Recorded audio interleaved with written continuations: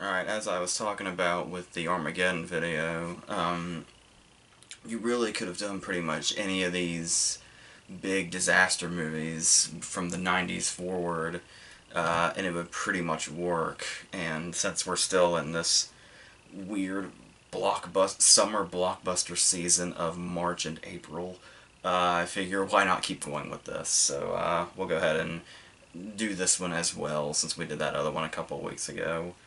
And as I said before, I might as well double up on Roland Emmerich this time around, who basically kind of, for a while there, we had the disaster movie genre, where it was basically, where we had like Earthquake and the Poseidon Adventure and the Towering Inferno and all those other ones, and it's like when you look back on those movies, you basically realize that they were basically like slasher movies, only the slasher is nature, because you meet the big band of people, you get to know their sometimes tedious backstories, sometimes maybe a little greater, and then they're naturally picked off one by one, sometimes in over-the-top gruesome ways for no reason at all.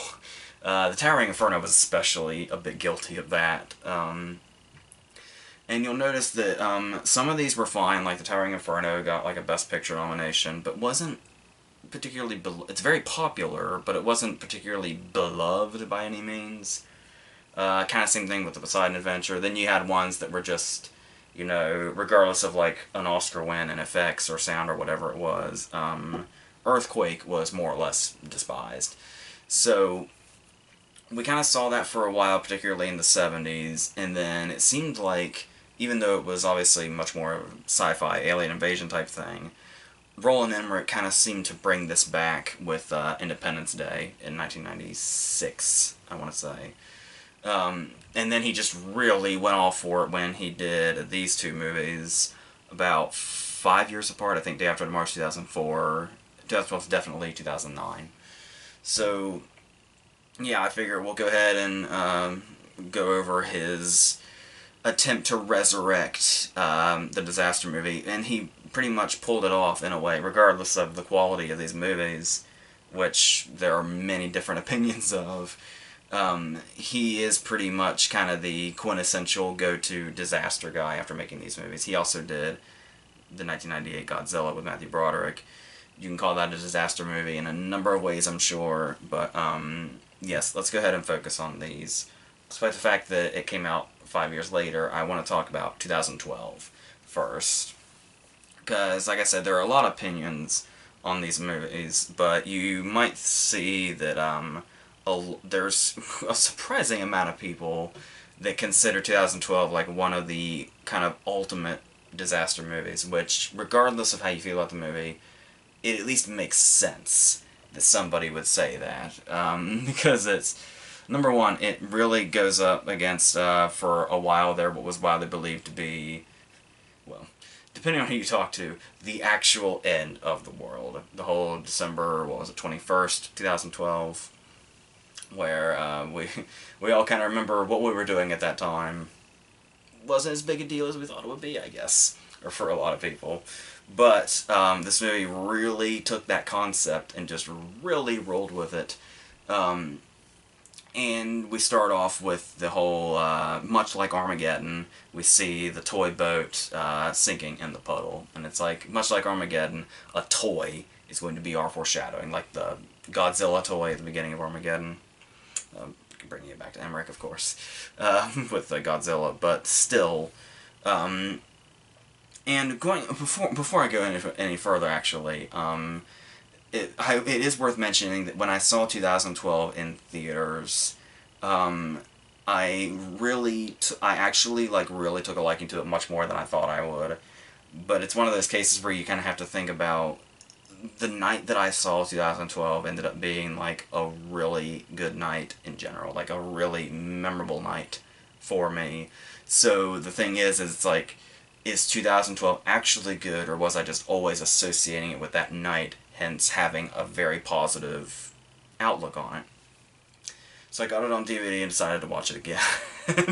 just to see. Just to see. This would have been almost, November 2009. So almost 9 years ago, this happened. Surely something's changed.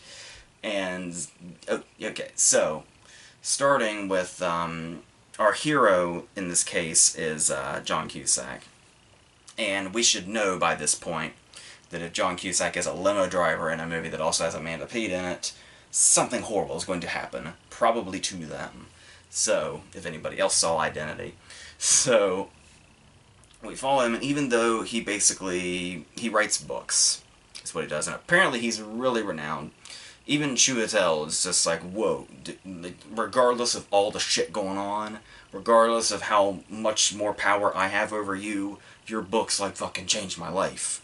Like, my dad had them and handed them down to me, so it's like, he's a big fucking deal, but that isn't really all that important, because he's going to be able to do a whole lot of shit that doesn't involve that anyway. So, and basically become our action hero, like you do in these kind of movies. It really doesn't matter. He's our hero, we go with it. He's John Cusack, we can rely on him. So, once this happens, it's like, you know, what's going to be our hero's big name? It's like, oh, I got it. Take 50 Cent's real name and flip it. Voila, we have an action hero during the apocalypse played by John Cusack. Okay. So, and he does bring his certain, I don't know if charisma is the right word for John Cusack, but there's that kind of charm about him where even though he's playing the action hero in this big, gigantic, enormous, expensive movie, like a lot of people say, one of the ultimate disaster movies, but he still kind of has that John Cusack charm that he throws into the character, like the moment when he's trying to get on the Ark, and he's, like, practically drowning, and Chiwetel's like, hey, I know you, remember? We met in the park. And just the way he says, oh, really? That's great, now open the goddamn door. Or the whole delivery of, the horrible last line of this movie. How his daughter pisses the bed. And eventually, apparently the end of the world has kept her from pissing herself now. So she just turns to him and says, no more pull-ups. Which would be the last line if it weren't for the fact that Cusack's response to this is, nice. And we could take that as an endearing, you know, way to go you, but just his tone just kind of reads like, oh, you made that the last line of the movie. Nice. So that's the way I'm going to take it anyway.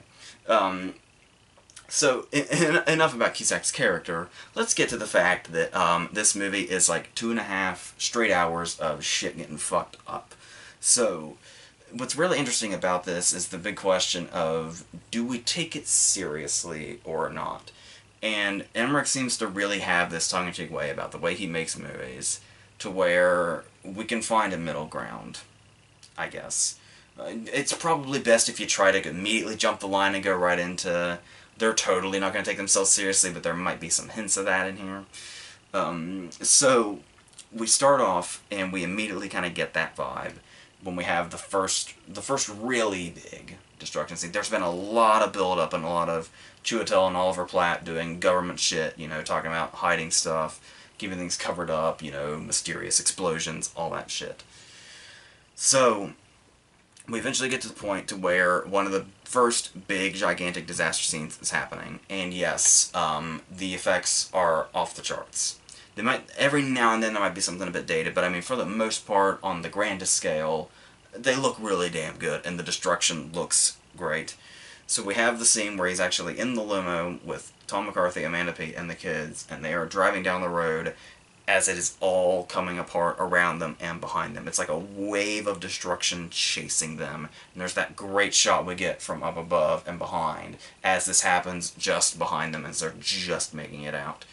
It's this big, great, like, ultimate destruction scene. It's like when you think of, like, end-of-the-world movies or destruction scenes, regardless of your opinion in 2012, that scene has to come to mind at some point.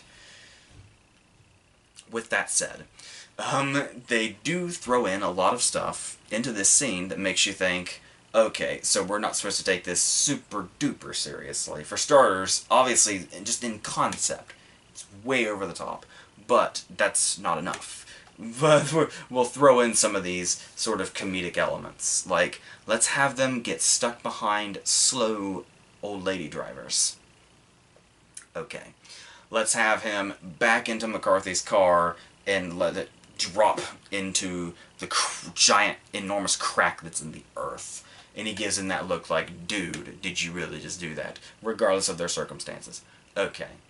They end up getting covered in shit at some point. It's like, we drove right into a Fairley Brothers movie, apparently, just right on through it and then right past. And so, but then we follow that up with the scenes when, like, oh, and let's not forget that he fucking ramps the thing.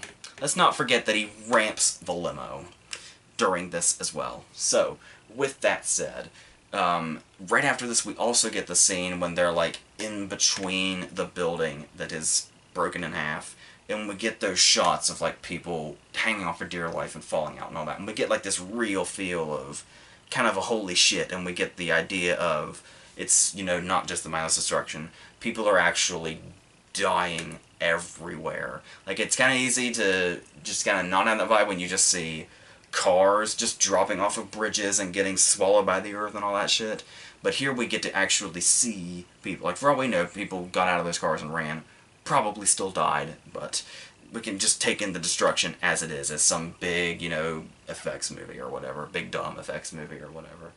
But then we actually see these people dropping to their deaths. It's kind of like, we kind of stop after, you know, 10 seconds after the car's been covered in shit for comedic purposes.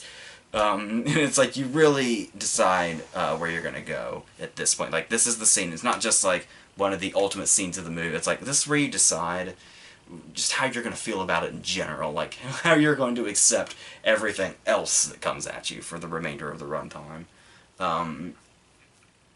It's a bit uneven, to say the least.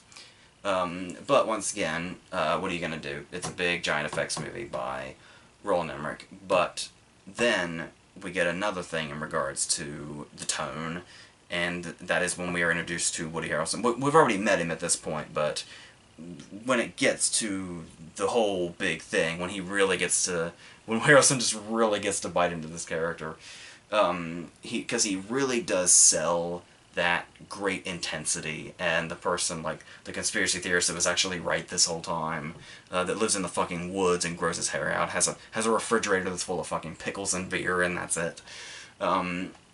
He's been sending out warnings all over the internet with his goofy little animations and his, just that way he kind of does the, yeah, we lure him in with the humor and then we lay the real shit on. And that's always been one of the great characters. So he's one of those characters that leaves such an impact, and he's gone out of the movie so quickly. It's like, he's a character that you kind of miss throughout because he had such an energy that he brought to it and such a craziness.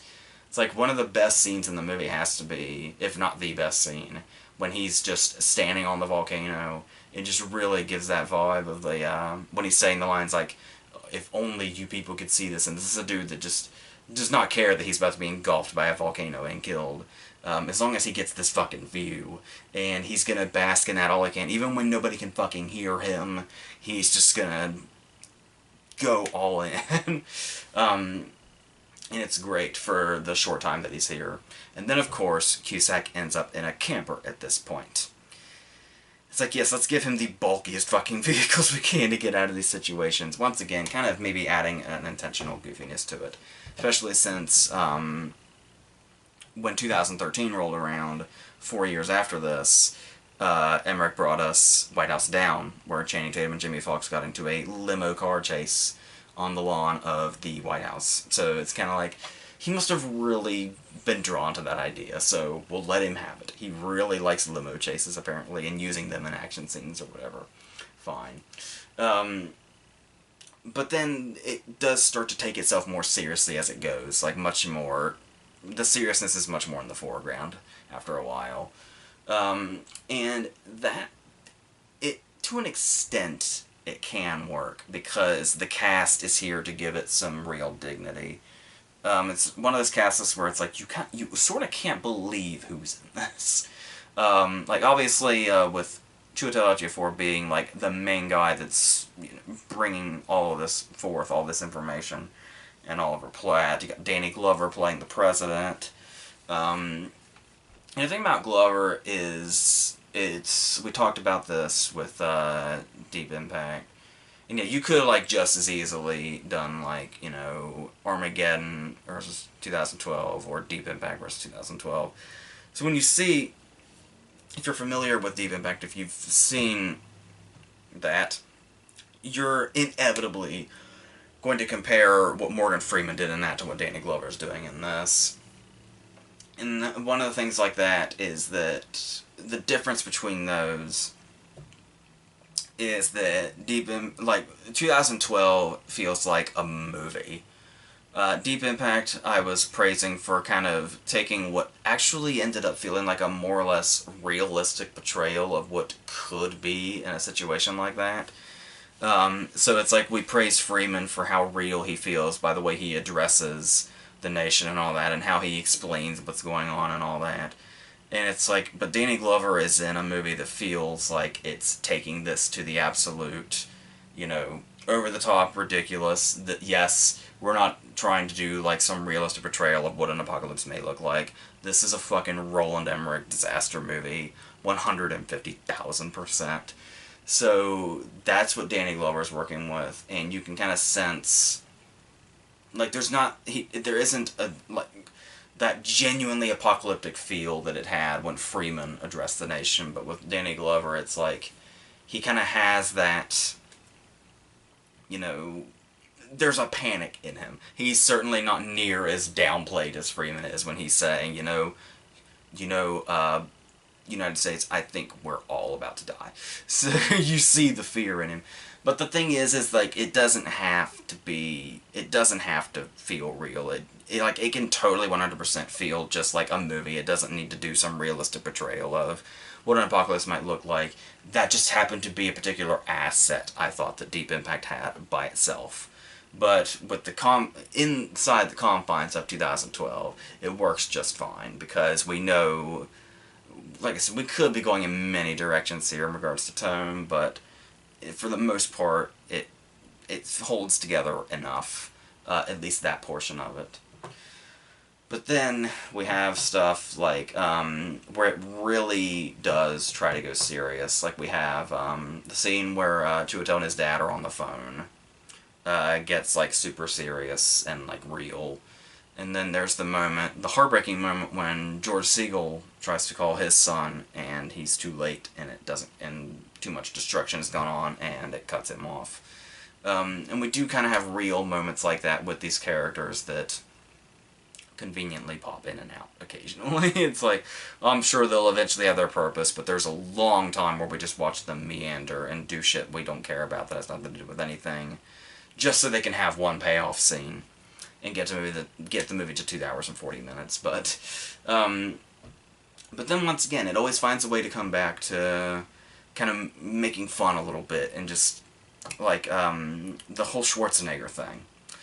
When the governor is addressing the situation on the TV, and we just kind of get small glimpses of it, like mostly in the camera's peripheral vision, and it's a guy basically doing Schwarzenegger, and he's doing like the whole, yes, I may have been, unlike my tough characters I played in my film career. And it's like, it's a guy, and it feels like they're poking fun at Schwarzenegger because this guy's accent is it sounds so intentionally like parody.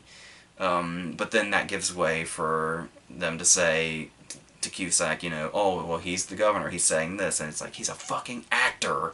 Of course he's gonna say that, he's reading a script. And of course he might be convincing, but yeah, for the most part, does kind of seem to go back and forth for a while, but then it starts to reach a point in the middle where it seems to finally grab a hold of something, and you still see portions of the kind of having fun with itself thing. But then, like I said, as it goes on and really starts to become like just a straight action movie, it can, without those, like, you start to think, oh, they feel a bit out of place jumping back and forth, but then once the movie really gets in a groove of just trying to take itself seriously as we get our journey towards the arc, you kind of start to miss that, spontaneous, you know, random having fun with itself moment in the midst of this, and you start to realize that it was actually kind of working when you felt like there was a sense of humor to it. Even if it felt uneven, just having it there would work in some of those moments. And when it just seems to disappear entirely after a while, it just kind of makes it. That's when it kind of really starts to feel like a slog once it gets going. And then obviously we get bombarded with just coincidence. Once again, with a movie like this, you kind of got to pick your battles in regards to what you feel is out of place or, you know, a dumb contrivance or whatever. It's like there's a lot of moments in this where people are asking like, what are the odds or what are the chances of this? And it just like it's like it gets lazier as it goes. It's like it really put as much as it possibly could in one aspect, being the effects and the big destruction, which is, you know, fine to an extent because that's what we're here for when we watch a movie like 2012. It's like I was just talking about this with Rampage. It's like sometimes you get that line to where like there's only so much stupid that you can allow before you kind of cross the line and then it stops being charming. And yeah, and there are some moments that just seem way off. It's been beaten to death at this point, but I obviously have to bring it up if I'm talking about the movie, and that is what becomes of Tom McCarthy's character. And it's not necessarily just that they build him up to be like a major character that everybody loves, and then he just falls into the machinery like nothing, and then he's never talked about again. But it's the fact that we really started to build on him, and we really started to humanize him. And it's like, of all the characters in this movie, like, you know, Chiwetel gets his phone call scene, and, you know, Cusack is basically our main hero. We got the George Segal scene. All this stuff, but then just right here in the middle of it, it's like the movie has a heart in regards to the way they handle this stepdad character that Tom McCarthy plays, where it's like, he starts off and he seems like he might be a little douchey, but then we realize that the son really genuinely likes him and wants to basically, is way open to accepting him as a second father. And it's like, oh, well, we do this with Gordon, and we do that with Gordon, and Gordon's great, and we love Gordon. And there's that really nice scene when he goes to Cusack and he's like, dude, I really like Gordon, and I feel like you guys would really like each other too. And wouldn't that be great if you guys could get along? Because I think that's how it would go. If you just give him a chance. Cusack's, you know, like, alright, since you love him that much, we'll do it. And then there's that scene that they have together. When it's like, you know, Gordon, you really make her happy. You make the kids happy. And he's like, this is all I've wanted, is to have a family. And it's like, they're doing this for me, and then it's great. And he's clearly made such an impact on these people that it's almost hysterical.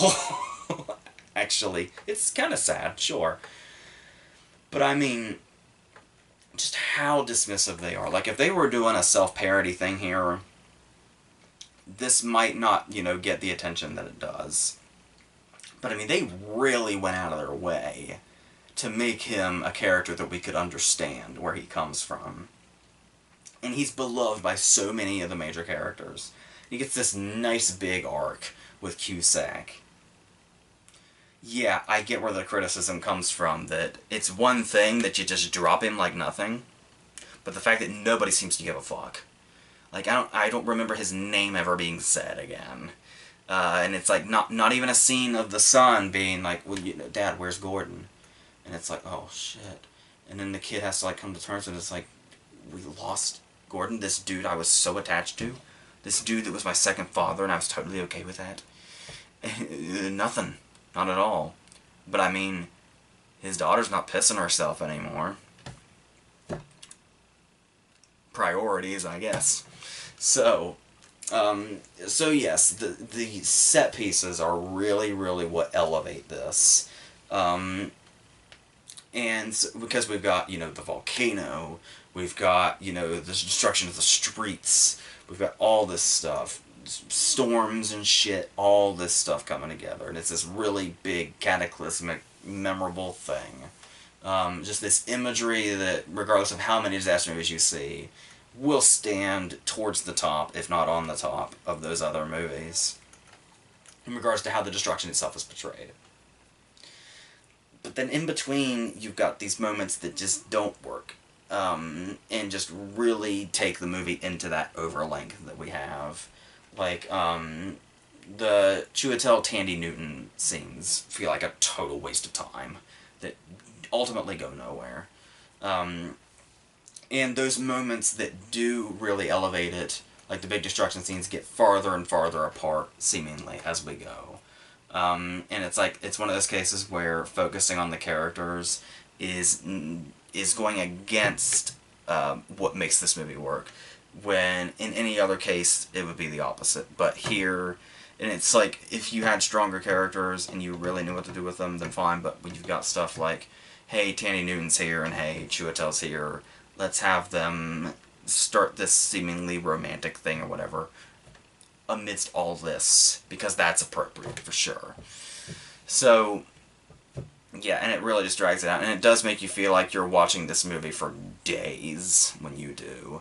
But it's like I said, those moments get further far between as that movie goes on, but then we get to the arc, and it's like, by the time we get to the arc, I think we've reached about the 2-hour mark, if we haven't already.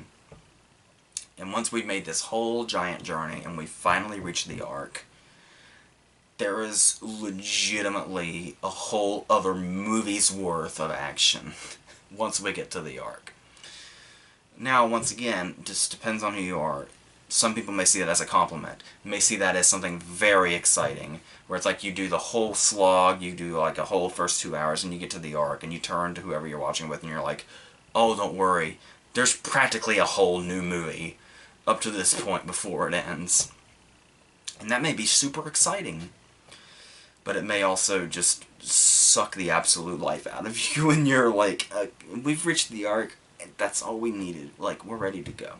But no, we haven't killed Gordon yet, or Yuri, or the trophy wife, so we gotta do all that. And it goes, and it goes, and it goes, and it goes. So like I said, it really just depends on how much you can withstand of that. Might also just be, it might not just be, you know, the night itself that made me enjoy it that night. Maybe it was seeing it on a theater screen. Maybe that's what another thing that makes a movie like 2012 just really work, is if it's on like a really big screen. But I don't know. It just, like I said, after watching it again, it's like, I felt like I was watching it for 5 days. It's like, wow, Woody Harrelson feels so long ago. Woody Harrelson feels like I've watched 2 movies since that, and that was a whole other movie that's not even this one at this point. So, yeah, but like I said, there's definitely a lot to admire in it, especially with the way they approach the destruction and the effects and all that other stuff. They do manage to do a lot of good. A snub in the Oscar category for visual effects, I always felt. So that's unfortunate, but yeah, definitely got some great stuff in there. God, the ship going into the White House, the whole, so many, like I said, memorable things that just, like I said, totally, it's not out of the realm for somebody to say this is one of the ultimate disaster movies, regardless of its reputation. But yeah, there's a lot more slog in it than I remember the first go around. So, but what it does right, it does perfectly. So it has that going for it.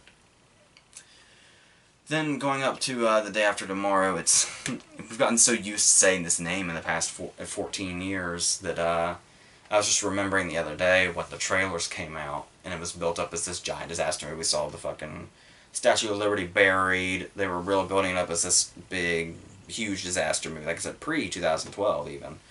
He was just in the midst of bringing it back at this point. And then the title came up, and everybody thought that was just the dumbest fucking title for a movie like this. Like I said, in the past 14 years, I think we've all kind of gotten used to it now, but I remember that was a huge criticism at the time, was just the title itself kind of drove people away thinking it might be dumb. But then they watched it, and then they really realized what they had on their hands. No, but, so, this is another one of those movies when we meet a whole bunch of characters, and there's a whole lot of warnings, and they're using climate change as the push for this now. to where it's like, oh yeah, the whole, oh, that's 100 years from now, and it's like, oh, maybe it's less than 100 years from now. Oh no, maybe it's fucking tomorrow. Maybe it's right now. And we get, you know, these spectacular sequences, huge effects heavy sequences of all this stuff coming in. You know, storms, all the water. And I did always like the concept of the fact that the flood, like the water, the waves, could have been their own disaster movie by themselves, but it's like, it's just the starting point. It's like, what's gonna happen to this shit when more shit happens? That's what we're worried about. So that was always fun, but we start off, and there are times where it does feel a bit half-assed, regardless of the monumental nature of the movie itself. Like the effects towards the beginning leave a little bit desired when we're watching the ground split, and Dennis Quaid just kind of has to play a game of jumping back and forth as this happens. This is our opening. This is what we're dealing with. This is the excitement we got to deal with at the start. But then it goes on, and obviously we meet his kid Jake Gyllenhaal and his friends, who are Emmy Rossum and Alan Strange, and it kind of gets in a big old damn hurry to worry the audience and to get the audience amped up, but it's in such a lame way that it doesn't really work, because we're gonna do the whole, oh, the plane might crash, and it's like everybody's freaking out, you know, the oxygen masks come down, the flight attendant's in the back, a cart comes at her, could potentially crush her to death, barely misses her, and it's like, oh shit, the plane's gonna go down, and we're all gonna die. Holy shit. And then it just steadies out, and it's like, we're sorry for the turbulence. It's like, okay. This is when you realized just how much of a lack of excitement there was in the first 20 minutes of your movie, and you needed to do something. So in an act of desperation, you used turbulence to get the audience to believe that we were in a life and death scenario. So, we have that. But then, it does not take the movie long, once it finds its groove, to get totally and completely out of control. Where we get stuff like I said, it's basically like it turns into a slasher movie at this point, where it's like, oh, we meet this dude, gets slapped with giant debris and killed.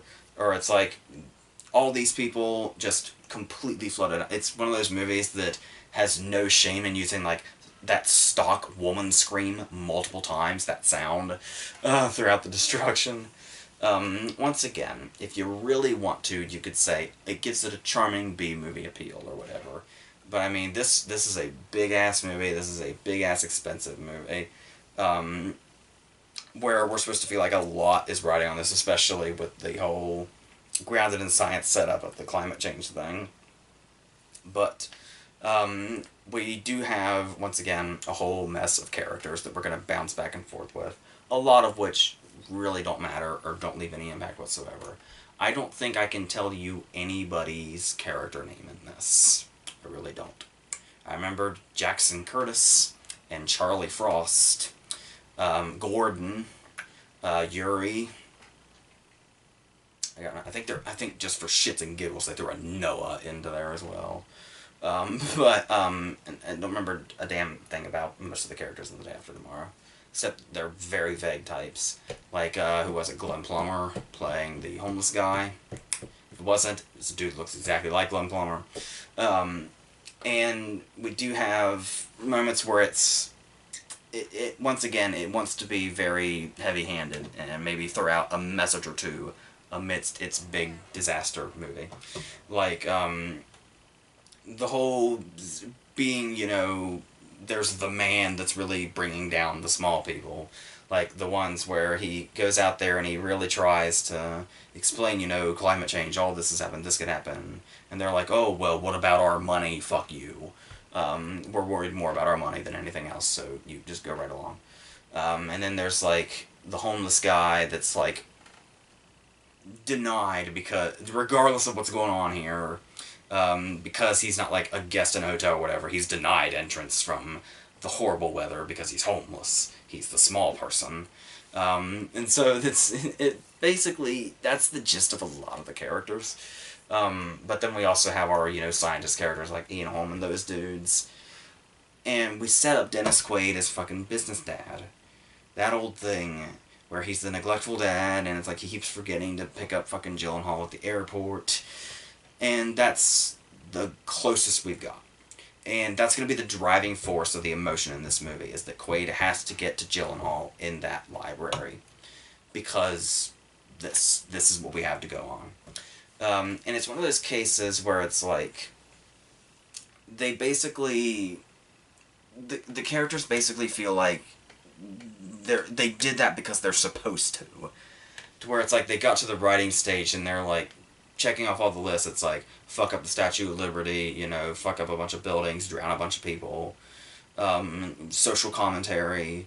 Oh yeah, this character stuff where like they have little backstories and the way they interact is supposed to matter. So it's like the way it's portrayed in the movie, you watch it and it's like they literally just did that to where it's like they don't want you to care about the characters. They just want you to know that they acknowledged you're supposed to care about the characters. And they just wrote that shit in as vague as possible just to say that they did it. And it passes by just enough for it to go past the radar and you can just go right past it, take it for what it is, and then go right back into it being a disaster movie. You can just laze right through that shit. But the problem is usually that wouldn't matter. Like I said, when the heart of the movie is just watching shit get fucked up, like in 2012. But The Day After Tomorrow, it's pretty clear that, like I said, one of the main driving forces of this is the fact that this father and son needs to be reunited. I mean, you don't give a fuck about that. The movie loses a lot of its luster in the last hour or so because you don't have much else. Because once the disaster shit finally ends, it dissolves into a survival movie. And there is a big difference between the survival movie and the disaster movie. So we go into that, and there is, I mean, every now and then they do throw in something like Ian Holm always has a way of bringing dignity to something. Like when the guy is talking about all the destruction, and he's talking about his son, and he's like, I just wish I could see him grow up. And Ian Holm's like, the important thing is that he will grow up. It's like, oh, alright, Ian Holm added a little depth into this, with just one line, just one delivery, that means a lot more than anything this relationship with Quaid and Gyllenhaal does, especially since they spend 95% of the movie apart. But, and obviously a lot of the dialogue is going to be, like, just the standard shit, but there's also, a lot of the dialogue in this movie is nobody fucking standing their ground. Because there's when Quaid's talking to his superior and he's like, you know, just let me prove it. Just let me prove it. Just let me do this and I'll prove it. And the guy says, no. Pause. You got 48 hours. It's like, well, so much for conflict, I guess. Then again, I suppose all the storms are enough conflict, but still, why even set that shit up? Just immediately tell him 48 hours. All you're doing is wasting fucking time that we could be watching other, more interesting shit happen. There is the time when, they're leaving, and Dash Mihawk comes along, and they're saying, like, where the hell are you going? Where do you think you're going? And he's like, we know you guys can't navigate. You guys suck at navigating. They just put on their smiles as if to say, you got us, kid. Come along. Then there's, this one makes a little more sense, but it's the one when, Gyllenhaal's gonna burn books in the library for a fire, and he's like, they're like, oh, hey, they're so passionate about it. It's like, you can't burn books. This is the future. You cannot burn books. He's like, do you want to freeze to death? I'll help you gather books. It's like I said, that one, I guess, makes sense, but like, it's like the whole dialogue in the movie is just people doing that shit. Just not committing to anything they say whatsoever. And it becomes very redundant after a while. So, like I said, when they do the character stuff, like I said, it's like there's not a lot of heart behind the sentiment. It's just a way to say, there, we did it. And it feels empty when they do it. Like, there's the whole moment when it's like, all this shit's about to go down. And Quaid hasn't been sleeping. He's been awake for like 48 hours. And he's like, but all this shit, all this destruction's coming. We've got to figure out what we're going to do. And then it's like, okay, maybe I benefit from a little sleep. I'm just going to go. So, now Quaid is off duty. And this shit's coming and everybody knows it. So if Quaid's off duty, all these other people are going to go to work, right? And do it all for him. Fill in the blanks while he's asleep. Nope. This is the time for the girl to say, does he ever lighten up? and then they proceed to give a little backstory on why he is the way he is. And it's like, have we forgotten what the fuck is coming? And this is when you want to do this. And it's like, it just feels so fucking vacant, and it's only in there because it's screenwriting 101 that your characters have to have some backstory to make them sympathetic or whatever, even though 9 times out of 10, nobody's gonna give a fuck because just nothing, just surface level bullshit. So, then there's the kid with cancer. Because, as if there wasn't the easiest possible way to get some audience member to feel sympathy for a character. You know, don't think up some actual tragic backstory or anything. Don't give them some, you know, big flaw that's really an interesting, you know, mesh with their character. No. Kid with cancer. Easy. Just write that down, and then you're done for the day. Other writers can take over. And it's, yes. And I know you might be thinking, like, a lot of this doesn't have a whole lot to do with the fact that this is some big-ass disaster movie. But really, like I said, though, the entire second half of this movie is not a disaster movie. It's a survival movie, which has to deal with really strong characters. Like, you need really strong characters if you're going to do a survival movie, and do it really right. And this just does not have that in any case. I can't think of a single character in this movie I would consider a strong character. And it really just does the movie a disservice with everything else around it. And there are certain scenes in here that do work, even if just for a second, that have nothing to do with that. Stuff like when Gyllenhaal looks out the window at the library, and you see all this, everything's frozen over, all the snow, and you see all the people walking. And it's like, oh, they're moving because things are going to get worse. And it's like, there's something, it reminded me of, like, way in the early 90s around here, there was, like, a giant blizzard. And I have this really vague memory in my mind from my very early childhood of us walking through that once all the real shit happened and we were just covered in white. And there's been, like, it was like this tranquil feeling. So it's just this relaxing thing, despite the fact that a big-ass storm caused this. So when I see that scene where Gyllenhaal looks out the window and sees those people walking, I mean, not only is it like this hopeful thing to where it's like, oh, we're all still banding together because it's just one giant pack of people walking through the snow, but there's just this real tranquility to the image of seeing this big group of people just walk through this snow in silence after all this shit went down. And it's a really nice moment to last for like half a second, but it really does work. And just moments like that are like so rare in this. And it just really gets... Honestly, The Day After Tomorrow, its biggest problem is it becomes very forgettable very fast after all the shit goes down. And even then, you know, it's not like it's on the scale of what 2012 did when it just went really, really for it. Like I said, I do like the concept of how the destruction happens in The Day After Tomorrow, but once it happens, like in the execution, like back in 2004, the effects were like spectacular and like totally out of this world. They're aging a little bit. Like 2012 is still doing better in that regard, I think, even though it had 5 extra years on it.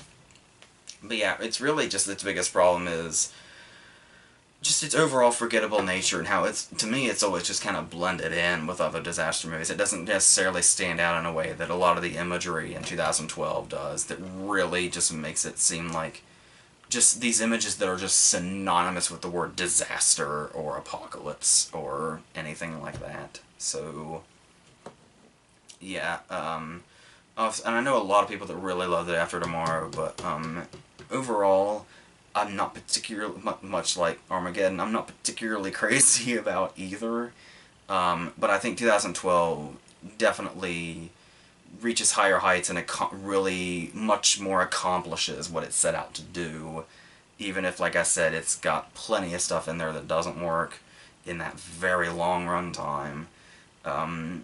It's definitely, if anything, much more memorable than Day After Tomorrow, and that in itself just says a whole lot. So yeah, I think that's about all I wanted to go into. So yeah, and it's I mean, that's, I don't want to say, I was talking about the effects are aging, but it's like, they are, it's weird how much the effects seem to not be as convincing as Independence Day were, like 8 years prior. It did feel like a bit of a step down, but, or like maybe he got a bit too reliant on the fact that because he made Independence Day, people would just really buy into the whole this dude makes huge destruction and it just kind of works automatically. But like I said, not to take away, because back then they did look really spectacular, and like I said, there are still some scenes that do look good for sure. But then sometimes you have animated wolves, and so yeah. But so yes, I would go with 2012. Despite the fact that the After Tomorrow feels significantly faster, that's not always the better option, faster. So, yes, and that's, I think we're going to stop this here because my voice is now tired. And I'm not sure what next week's is going to be. I have a few that I have in mind that I want to do, but I don't know what the next one will be. But, and I mentioned before all the other reviews and stuff we have coming up, so all that stuff to look forward to if you're into that. So until the next time we do this, that's all.